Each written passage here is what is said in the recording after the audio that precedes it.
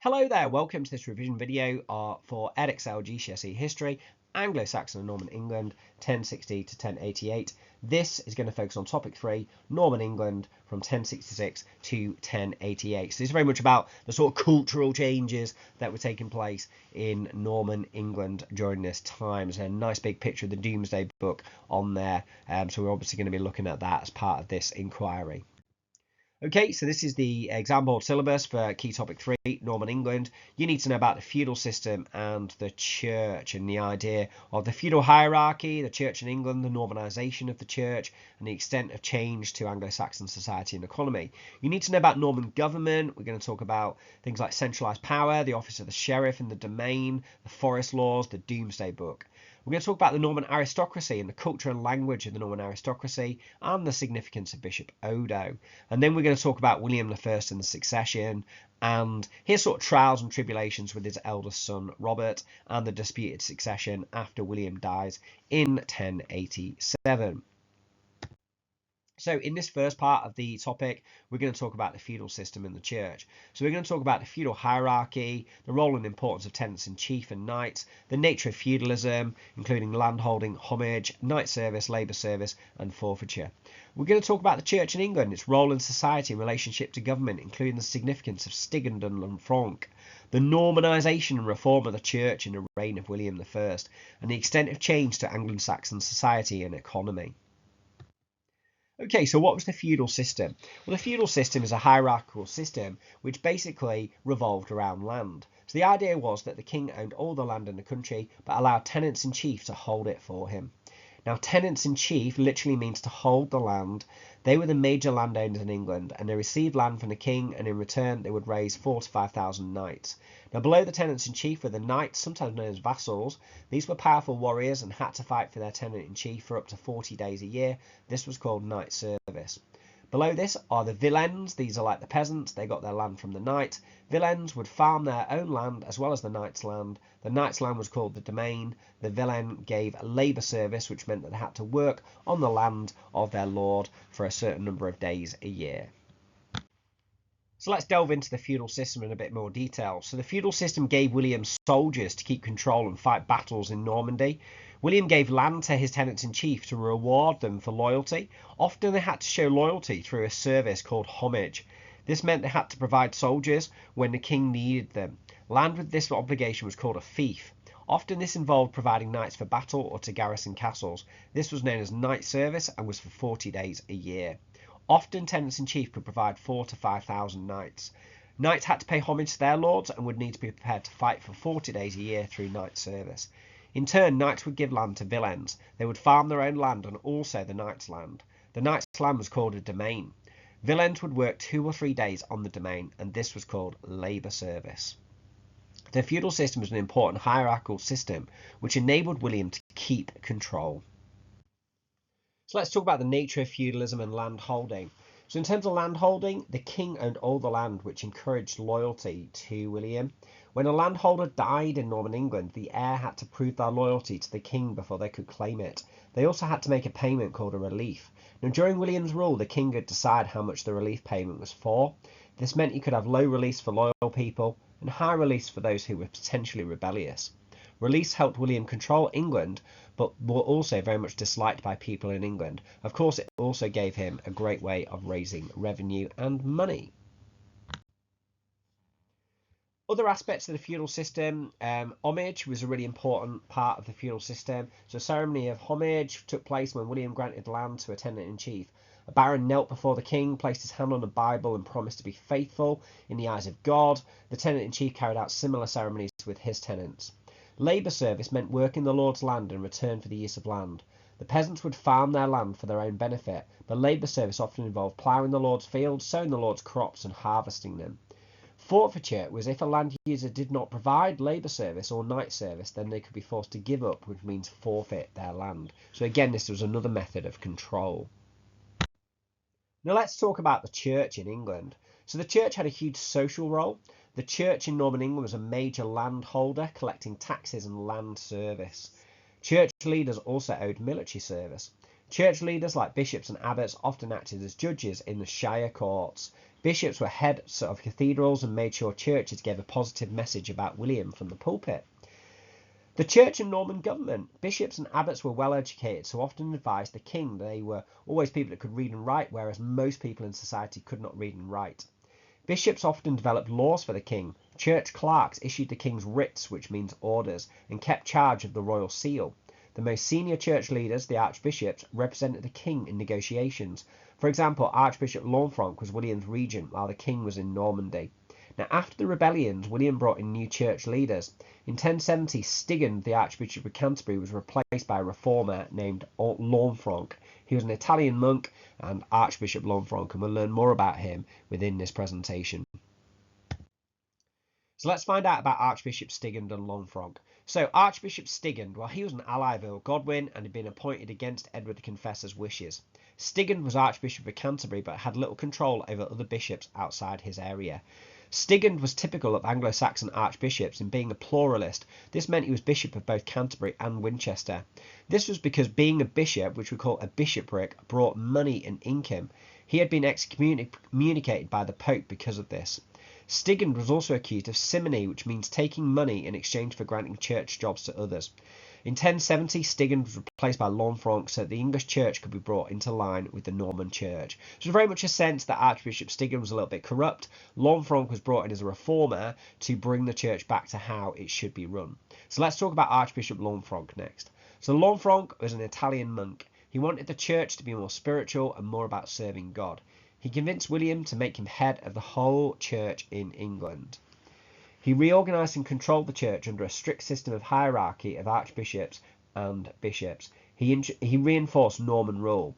He organised a church rebuilding programme, knocking down old Anglo-Saxon churches and replacing them with big Norman churches. Lanfranc's councils passed laws banning marriage for priests from 1075. He also created church courts for court cases involving the clergy, that's priests and other ministers, giving the church a special role in the legal system. Lanfranc oversaw a revival in monasteries in England, especially in the north, and he promoted monastic values like prayer and spirituality. Now, Normanisation. So Normanisation is to make something more Norman. So after 1066, almost every Saxon church was demolished and rebuilt in the Norman style, a Normanisation. Anglo-Saxon church leaders were purged so that by 1070 the last one remaining was Wulfstan, the Bishop of Worcester. In 1072 the post of Archbishop of Canterbury was made the highest post in the church. Normanisation of the church meant the church was a key part of establishing Norman control. Norman bishops and archdeacons influenced the messages people received about their king, their new lord, and how God favoured the Normans. The church was also a major landholder in England. Now, Lanfranc's reforms extended Norman control over the countryside, with parish priests coming under Norman control via the church. New bishops paid homage to the king, and the king appointed bishops. William also controlled communication between church leaders and the Pope in Rome. So how did the Normans change Anglo-Saxon society and the economy? Well, there was actually quite a bit of continuity. So in villages, much of life would have continued, much as before, really. People would have had the same concerns, such as the harvest being successful, about sickness, about hunger and work. The geld tax also continued. It was the key way to extract wealth from England, although William actually used the geld tax more than Edward the Confessor had. Huge changes that happened, though, in terms of Anglo-Saxon society and economy was that castle building was a huge change. New Norman churches and cathedrals changed society. Large areas of towns were cleared to build castles and cathedrals. There was much less trade with Scandinavia, which would have impacted Danelaw areas like Yorkshire. Trade with Normandy increased and English towns grew rapidly. Parts of Yorkshire were economic wasteland after the harrying of the north. Earls also had much less power under William, and thanes were largely replaced by loyal Norman knights. Language changed too, as Normans were absorbed in society. Norman words were absorbed into everyday speech. Before the Normans, 10% of people were slaves, but the Normans did get rid of slavery. There were also less free peasants due to the feudal system. So next part of this topic to look at is called Norman government.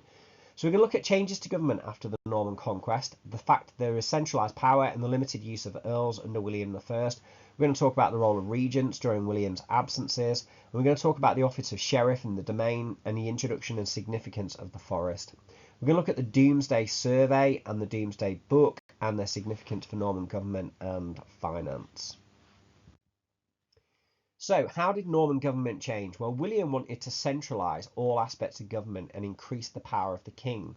The role of the earls was reduced. William made the earldoms smaller and more compact, and some earldoms like Wessex and Mercia were phased out. This was a partial reason for the revolt of the earls of 1075. Regents were used as William spent more time in Normandy. William only used his most trusted advisors. Lanfranc was his regent during 1075. William would return if there was any trouble.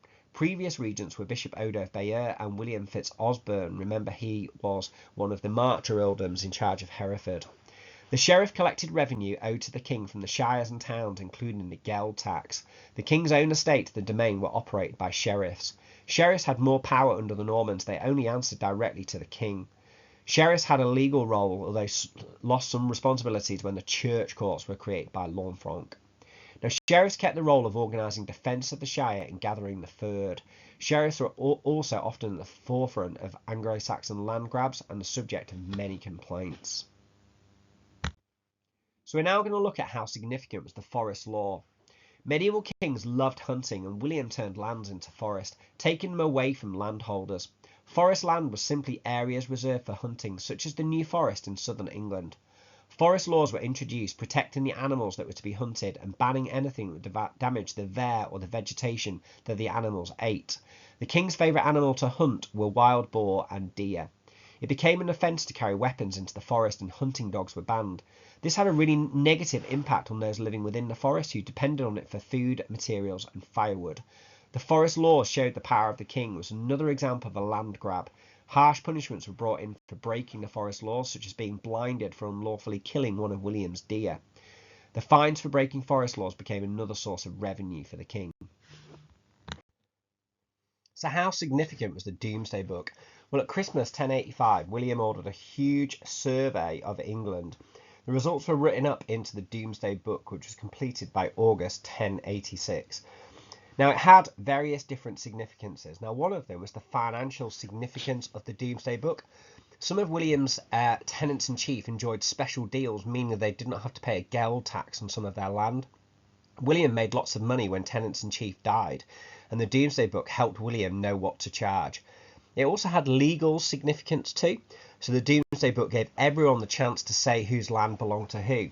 It had a role in resolving legal disputes and to prove William's claims were just and fair. It also had military significance. The council that William held about the Domesday Book was called to discuss ways to prepare for a new Viking invasion threat in 1085.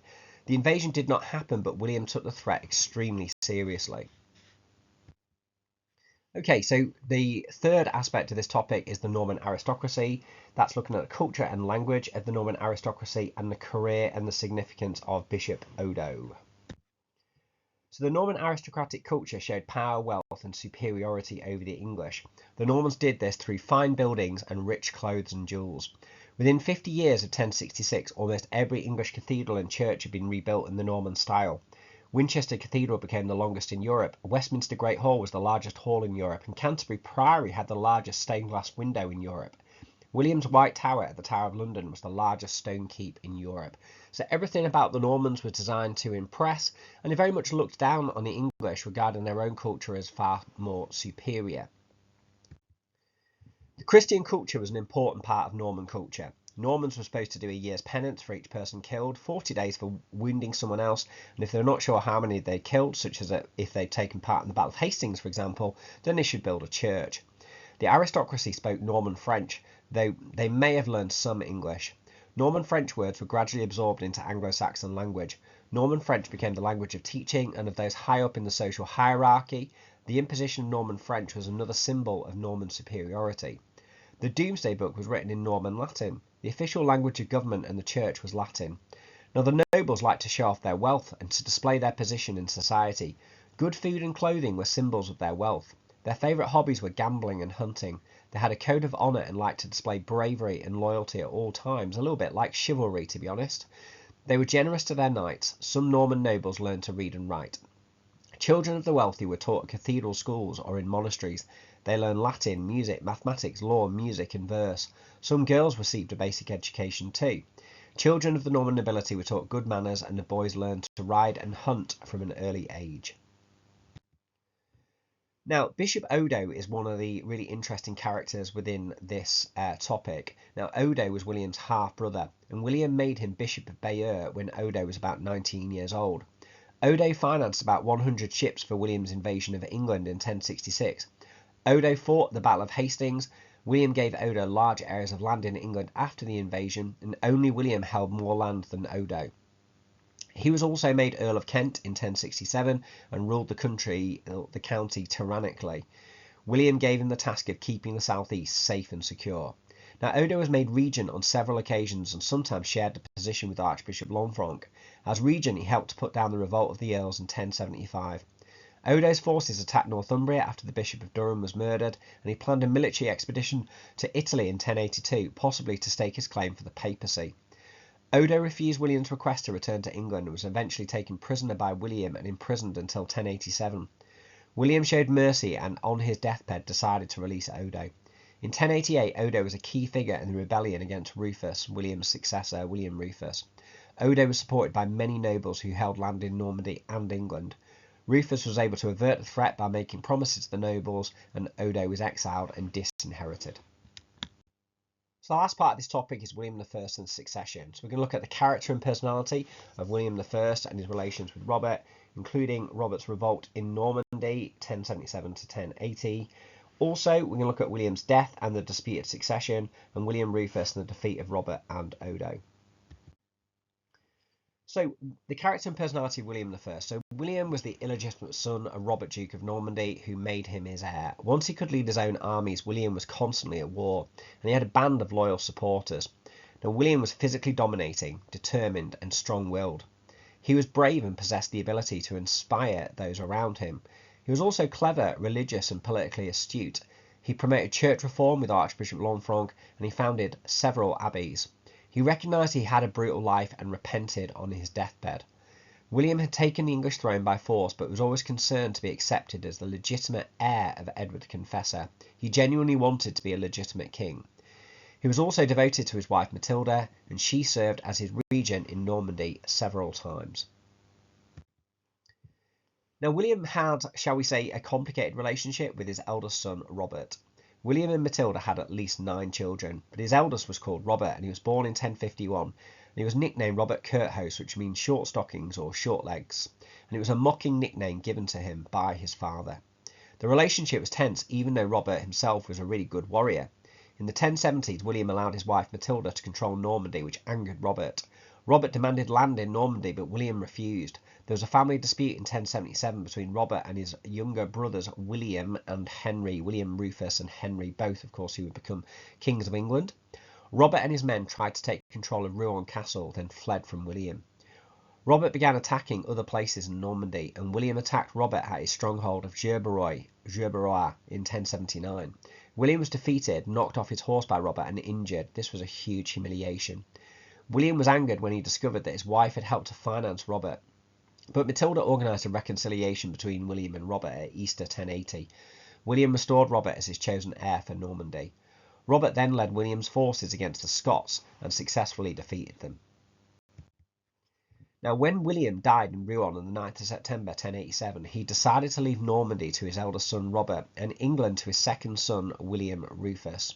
Rufus went to England and he was crowned the King of England by Archbishop Lanfranc. Now, Robert and William Rufus were rivals, and their supporters felt that their father should not have divided his lands. William's third son Henry was given money as his inheritance. So, this led to a rebellion with Bishop Odo. Robert Curthose wanted England as well as Normandy. So he'd inherited Normandy, but he wanted England, which had basically been left to the second son, who was called William Rufus. Norman custom, though, had said that the eldest son should inherit all the lands. For Norman nobles, it would have been easier for there to be one lord for Normandy in England. In 1088, Bishop Odo led a rebellion against William Rufus, or William II, as we might call him, in support of Robert. Odo's brother, Robert of Mortain, joined Odo in the revolt. Other rebellions broke out in support, such as Roger Bigot in Norwich and the March Earls Roger de Montgomery and Roger de Lacy. Most Norman aristocrats, bishops, and the English were against Odo's rebellion. Odo and Robert of Mortain took refuge in Pevensey Castle, but William Rufus besieged it for 6 weeks. Eventually he captured them both, although Odo escaped to Rochester Castle.